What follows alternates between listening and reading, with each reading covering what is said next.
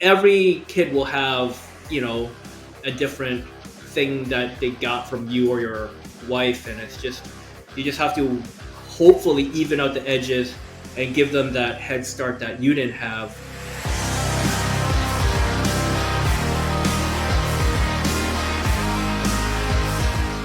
My take on the whole system, I have an issue with the education system because observing my kids in that system, I feel that the system's number one purpose is not to educate the kids, but rather to preserve its own existence. It feels like it is the system is now built in a way to prevent it being destroyed, because something like ChatGPT or AI or ability to raise the bar for everyone, will force the education system to be completely reevaluated. And in my opinion, it should be destroyed completely and built from ground up in the modern age, because the system was created centuries ago when there was manual labor, when there was repetitive tasks, when we needed people to do basic research. Now none of these things are required. Now most things, like when was the last time you calculated something without using a tool, a software, or a calculator? When was the last time you used a dictionary? This was the craziest thing. When my daughter went to school here in Canada, in the first or the second grade, they actually made her get a dictionary and go use the dictionary. Who uses the dictionary? Why? There's Wikipedia, there's Google Translate, there's everything, there's all these tools. Why would we possibly need a dictionary? Yeah, if the internet gets disconnected and if all the devices in the world stop working, fine. But honestly, what are the chances of that happening exactly? What grade is your daughter in? Right now she's in the fifth grade. Fifth grade. I really so I mean, just the problem with the Canadian education system, and I could be wrong about this because I'm not an expert and I'm just talking on my ass, but like it really depends on your district, I think. So like for my kids in the Tri-Cities area near Vancouver, they've been using Wikipedia and calculators, and they learn research, online research. And again, I don't want to be. I'm not bragging, but two of my kids are in the gifted program where they're more cutting edge, maybe. Um, so I mean, it really depends on what kind of teacher you get and what program you get into. So like both my kids did NaNoWriMo, so they were learning about the structure of stories, and we have a very cool teacher who's teaching them about not just Joseph Campbell's store at the Circle, but she also teaches them like Save the Cat, which is like the 12 beats in a movie, and they're breaking down narrative in a totally different way. Again, I think it really depends on your teacher and your district. Um, I don't know if it's like maybe on the administrative side is trying to preserve itself, but like I think teachers in general, they're underrated, underpaid, and a lot of them are like the smart ones are doing things that are different and new, and they're well aware that there's a lot of things that they need to prepare our kids for that are not taught anymore. I just compare their experience with mine in the '80s, and it is different. And again, it totally depends on where you're at. I mean, we're both Canadians, and I think um, what you're saying could be right about American education system. I mean, the fact that they don't teach phonetics just still drives me crazy.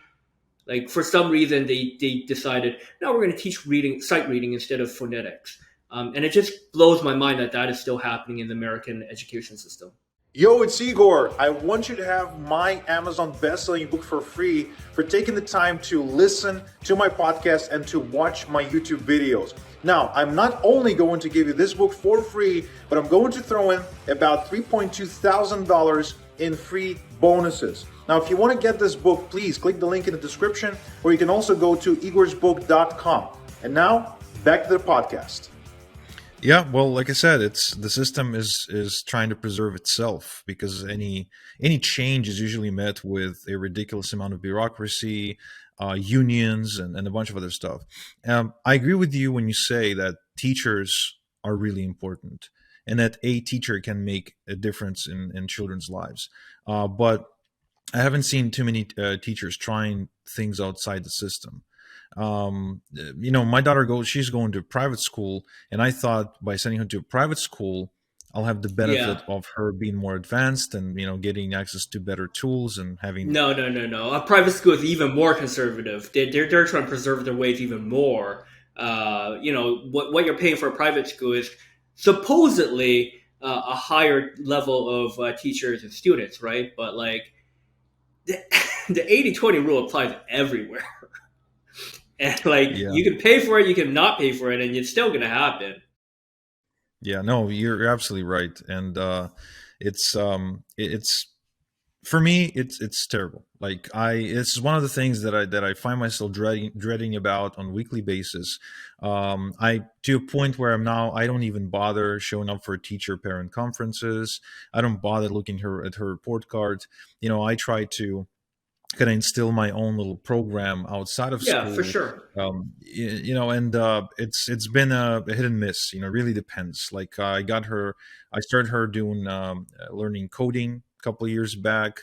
We're doing a lot of work with music. There's a lot of work with storytelling that I actually make her read books and write stories for me as well. The other day, she took initiative and she did a presentation for me and my wife about all the reasons why she should get a dog. Yeah, And she had like a whole keynote going, like with sales arguments, to which I said, hey, this is actually pretty neat, and I really like what you've done here. And I think there's something missing, and that is all the negative sides, of owning a dog.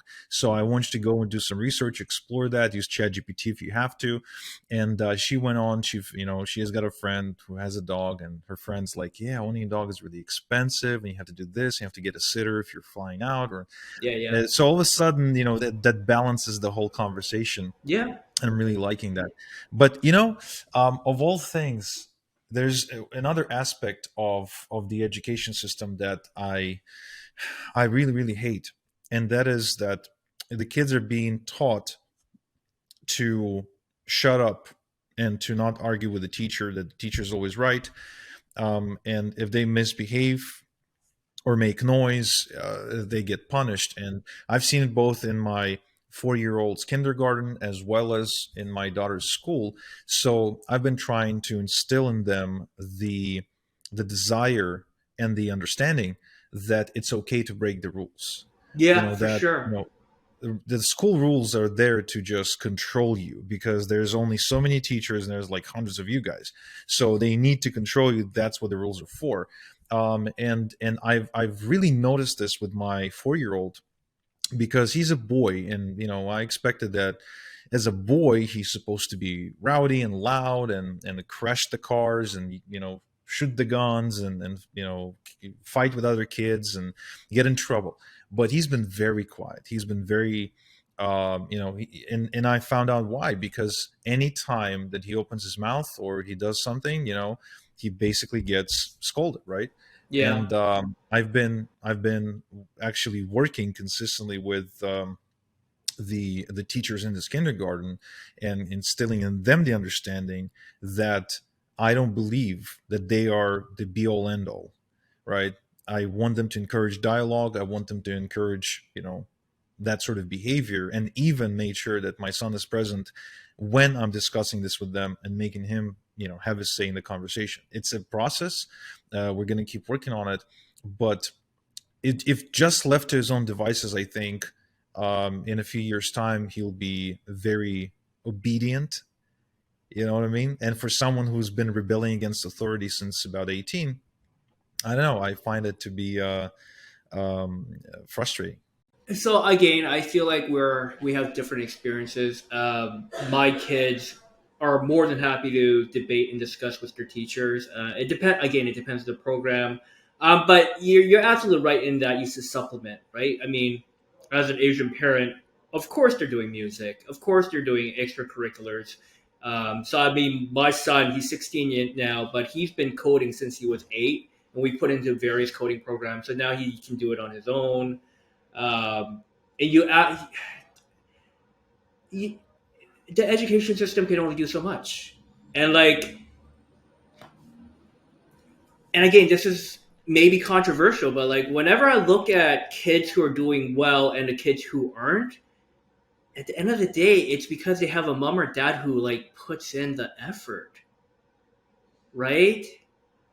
Right? I mean, it's they care more. They actually ask about the grades. They're helping with the homework. The school system was never meant to be like, hey, we're going to do everything for you. You're still with a parent. You still have to do these things. And the fact that your daughter is doing these presentations on her own, that's awesome. And that's required. Um, like I've been handing books to my kids like ever since they were kids. Like my oldest read Rich Dad Poor Dad when he was 5. What? So like he's aware of how the system works. Maybe I'm exaggerating. I forget it was 6 or 7, but as soon as he was able to read, it's a very basic book, right? It's not difficult. It's just more the concept. So like he understands how the world works on the money side. Is he actually going to do anything with it? I don't know. I don't care. But at least those concepts are there. I also gave him an economics book, so he understands how the economy works too. So it's like, and I'm not too worried about the school system because I know my kids will turn out like me. They're going to have that streak of rebellion and they're going to have that streak of anti authority. They're going to be witty and clever. I mean, they already are. Like, they're very clever people. Like, they'll talk back at me and I'll be proud of it and smirk, right? Because that's exactly how I want them to react. So it's like,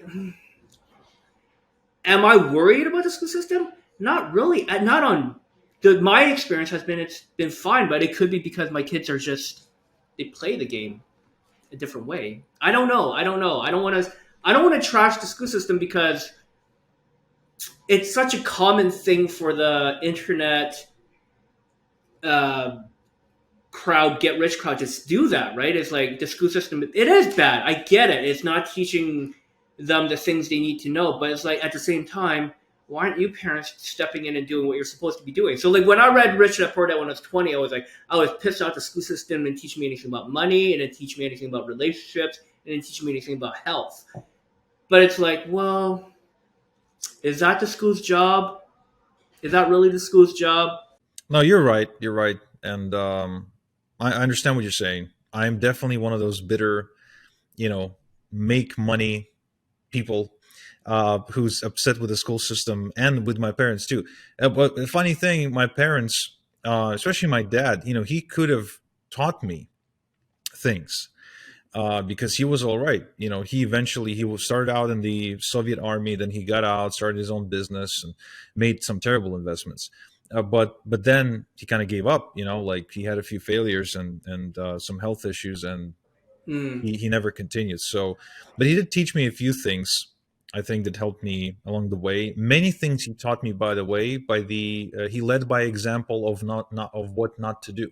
Yeah. Like a lot of things that he'd done were really terrible, and so I kind of knew what I shouldn't be doing. But you know, uh, huge compliments to you, man, for really being involved in your children's lives and making them read all the right books. That's epic.